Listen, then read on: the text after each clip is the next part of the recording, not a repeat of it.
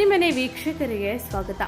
ತೆಲಗರಹಳ್ಳಿ ಗ್ರಾಮದಲ್ಲಿ 16ನೇ ವರ್ಷದ ದ್ರೌಪದಮ್ಮ ಕರಗ ಮಹೋತ್ಸವದ 3ನೇ ದಿನ ಅದ್ದೂರಿಯಾಗಿ ನಡೆಯಿತು. ದೀಪೋತ್ಸವ, ಹಸಿಕರಗ ಹಾಗೂ ಕಲ್ಯಾಣೋತ್ಸವ ಕಾರ್ಯಕ್ರಮಗಳು ನಡೆದವು. ಇನ್ನು ಧರ್ಮರಾಯಸ್ವಾಮಿ, ದ್ರೌಪದಮ್ಮನ ಅಂಗರಕ್ಷಕ ಪೋತರಾಜು ದೇವಿ ಗ್ರಾಮದ ಒಳಗಡೆ ಬರುವ ಮುಂಚೆ ಗ್ರಾಮದ ಪ್ರಮುಖ ರಸ್ತೆಗಳಲ್ಲಿ ಸಂಚಾರ ಮಾಡಿ ಯಾವುದೇ ಅಹಿತಕರ ಘಟನೆಗಳು ನಡೆಯದೆ ಅಂಟು ಮುಂಟು ಸೋಕದೆ ಇರಲಿ ಎಂದು ಬಲಿಹಣ್ಣವನ್ನ ಹಾಕಿ ಗ್ರಾಮವನ್ನ ಸ್ವಚ್ಛ ಮಾಡಿ ಬರುವುದಂತೂ ನೋಡುಗರ ಎದೆ ಜುಮ್ ಎನಿಸುತ್ತದೆ. ಇನ್ನು ಗ್ರಾಮದ ಸುಮಂಗಲಿಯರು ಸಿಂಗಾರಗೊಂಡು ವಿವಿಧ ಬಗೆಯ ಹೂವಿನಲ್ಲಿ ಅಲಂಕಾರ ಮಾಡಿದ ದೀಪಗಳನ್ನು ದೇವಾಲಯದ ಆವರಣಕ್ಕೆ ಬರುವುದನ್ನು ನೋಡಲು 2 ಕಣ್ಣುಗಳು ಸಾಲದು. ದ್ರೌಪದಮ್ಮನ ಸನ್ನಿಧಿಗೆ ಬಂದು ದೀಪಗಳನ್ನು ಬೆಳಗಿದ ನಂತರ ದೇವಿಯು ಬಂದು ಎಲ್ಲರಿಗೂ ದರ್ಶನ ನೀಡುವುದೇ ಹಸಿಕರಗ. ರಾತ್ರಿ ನಡೆದ ಹಸಿಕರಗಕ್ಕೆ ವೀರ ಮಕ್ಕಳು ಗೋವಿಂದ ಡಿಕ್ಕಿ ಗೋವಿಂದ ಡಿಕ್ಕಿ ಎಂದು ಕರಗದಮ್ಮನನ್ನು ಸ್ವಾಗತಿಸಿದರು. ದೇವಿಯು ನೃತ್ಯ ಮಾಡಿದ ಮೇಲೆ ತಾಯಿಯ ಸಮ್ಮುಖದಲ್ಲಿ ನೂತನ ವಧುವರರಿಗೆ ಅಥವಾ ಹರಕೆ ತೀರಿಸುವವರು ಕಲ್ಯಾಣೋತ್ಸವ ನಡೆಸುತ್ತಾರೆ. ಶಾಸ್ತ್ರೋಕ್ತವಾಗಿ ನಡೆಯುವ ಕಲ್ಯಾಣೋತ್ಸವದಲ್ಲಿ ಗ್ರಾಮದ ಹಿರಿಯರು, ಕಿರಿಯರು, ಭಕ್ತರು ಭಾಗವಹಿಸಿ ಆ ಸುಂದರ ದೃಶ್ಯಗಳನ್ನು ಕಣ್ತುಂಬಿಕೊಳ್ಳುತ್ತಾರೆ.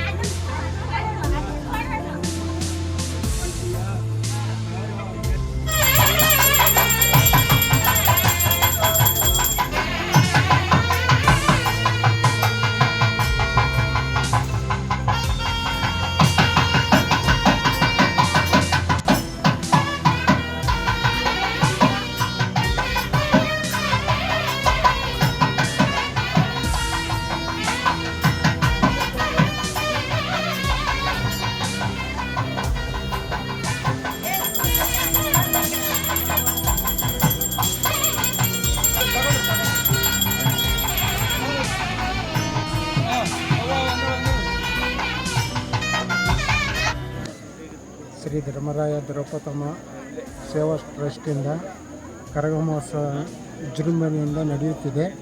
ಈ ದಿನ 7 ಗಂಟೆಗೆ ದೀಪೋತ್ಸವ ಹಾಗೂ ಈಗ ಇನ್ನೇನು ಕೆಲವೇ ಕ್ಷಣದಲ್ಲಿ ಹಸಿ ಕರಗ ಶುರುವಾಗಲಿದೆ. ಎಲ್ಲ ಭಕ್ತಾದಿಗಳ ಸಹಕಾರದಿಂದ ವರ್ತಿಸುತ್ತಿದ್ದಾರೆ. ಈ ಕಾರ್ಯಕ್ರಮ ಯಶಸ್ವಿಯಾಗಲೆಂದು ಆ ತಾಯಿಯನ್ನು ನಾವೆಲ್ಲ ಪ್ರಾರ್ಥಿಸುತ್ತಿದ್ದೇವೆ. ಪೋತರಾಜು ಅನ್ನೋದು ಏನು ದೇವರಲ್ವಾ? ಬೀದಿ ಬೀದಿ ಏನಕ್ಕೆ ಹೋಗಿದ್ದು? ಅದು ಗಾವು ಕಟ್ಟೋದಕ್ಕೆ. ಈ ಕರಗ ಹೋಗುವ ಜಾಗದಲ್ಲಿ ಯಾವುದೇ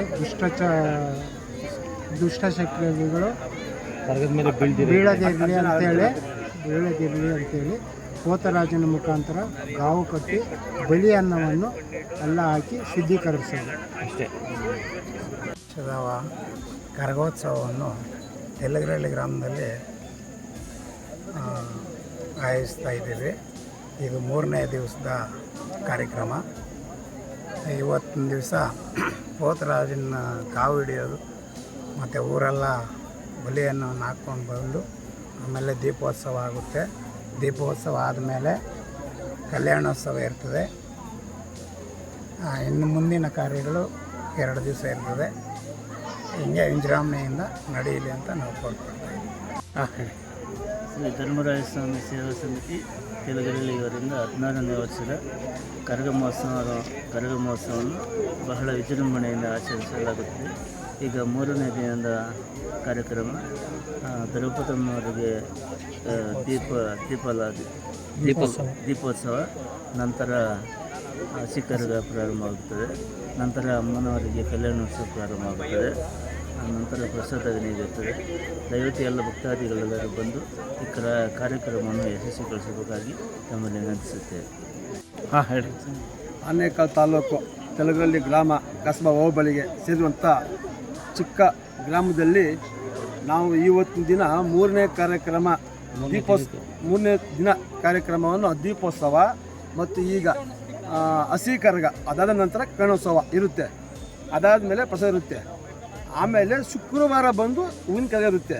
ಸುತ್ತಮುತ್ತಲಿನ ಆನೇಕಲ್ ತಾಲೂಕಿನ ಜನ ಬಂದು ಈ ಚಿಕ್ಕ ಗ್ರಾಮದಲ್ಲಿ ಯಶಸ್ವಿಗೊಳಿಸಬೇಕಾಗಂತದ ನಾನು ನಮ್ಮ ಗ್ರಾಮಸ್ಥರೆಲ್ಲ ಸೇರಿ, ನಮ್ಮ ಟ್ರಸ್ಟ್ ಮುಖಾಂತರ ಸೇರಿ ಎಲ್ಲರೂ ಬಂದು ಈ ದಿನಕ್ಕೆ ಪಾತ್ರರಾಗಿರಬೇಕು. ಮತ್ತು ನಮ್ಮ ಪತ್ರಕರ್ತರನ್ನ ಹೆಚ್ಚು ಜನ ಬರ್ತಾರೆ. ಅದೆಲ್ಲ ಮತ್ತೆ ಹಸಿ ಕರಗ ದಿವಸ ದೀಪೋತ್ಸವ ದಿವಸ ನಾವೆಲ್ಲ ಮಾತಾಡ್ತೀವಿ ಅಂತ ನಾವು ಈ TV ಮುಖಾಂತರ ಮನವಿ ಮಾಡ್ಕೊತೀವಿ.